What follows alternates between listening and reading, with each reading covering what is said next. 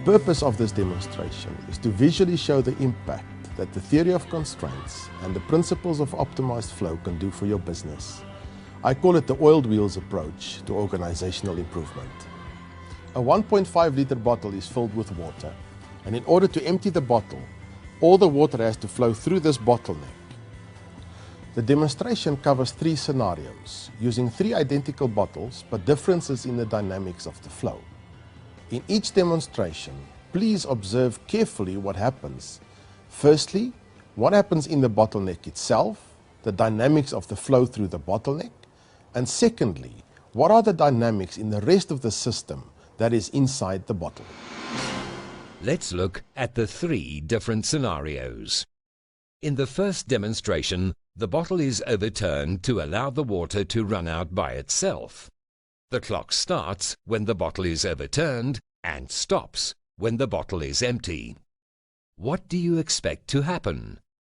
It takes about 18 to 20 seconds for the water to run out at a rate of about 4.5 liters per minute. Let's look at what happened. Firstly, in the bottleneck, the water started to flow, but it creates a vacuum inside the bottle. This vacuum caused the flow to stop momentarily and allow a bubble of air into the bottle. The air relieved the vacuum inside and caused an equivalent amount of water to flow through the bottleneck. This process repeated itself until the bottle was empty. It is a continuous repetition of stop-start flow. Secondly, inside the system, the result of the stop-start flow is turmoil inside the system. There's a lot of activity, but it does not increase the rate of flow. There are lots of unproductive conflicts, many internal processes that do not add value, and a system that becomes a captive of its own internal processes. It is a demonstration of the world of local optima. In the second demonstration, the bottle is overturned and then given a few good turns to generate a swirling motion. This generates a vortex that allows air to flow into the bottle while the water runs out through a swirling spout. What do you expect to happen? Will there be an improvement? Observe closely what happens in the bottleneck as well as what happens inside the bottle. It takes about 11 to 13 seconds for the water to run out at a rate of about 7.5 liters per minute. This is nearly double the flow rate of the first demonstration. What happened this time? Firstly, in the bottleneck, it took a second or two to get the water to generate the vortex. The vortex allowed the air in while the water ran out in a circling spout. The water and the air each had its own path, and this created continuous, uninterrupted flow through the bottleneck. Secondly, inside the system, all the water particles were aligned in the same direction and created aligned flow. Everything was subordinated to the generation of directional flow. This is a good demonstration of the theory of constraints in a physical flow environment. The third demonstration. A straw is now added to channel the airflow. The bottle is overturned and air is blown through the straw to clear all the water from the straw.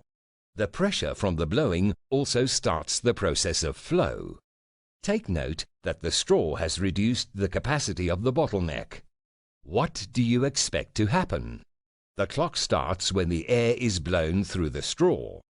It takes about 4 to 5 seconds for the water to run out at a rate of 18 liters per minute.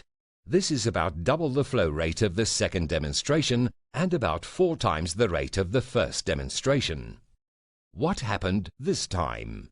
Firstly, in the bottleneck, the flow was super fast. It was stable, without interruption, and more than 4 times the rate of the first demonstration. Secondly, inside the system. The inside was characterized by calmness, stability, and absence of turmoil and pressure. Is it possible to have superflow within a spirit and culture of calmness? Yes, it is done by doing the right things right. The demonstration with the 3 bottles illustrates the following lessons. Firstly, in the 3 demonstrations, the bottleneck remained the same.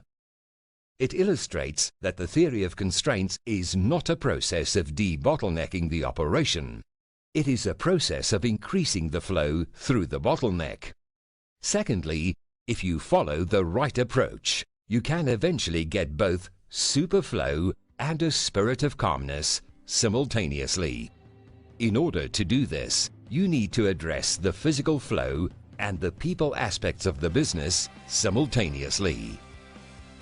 Applying the principles of the theory of constraints and optimized flow can significantly improve your business.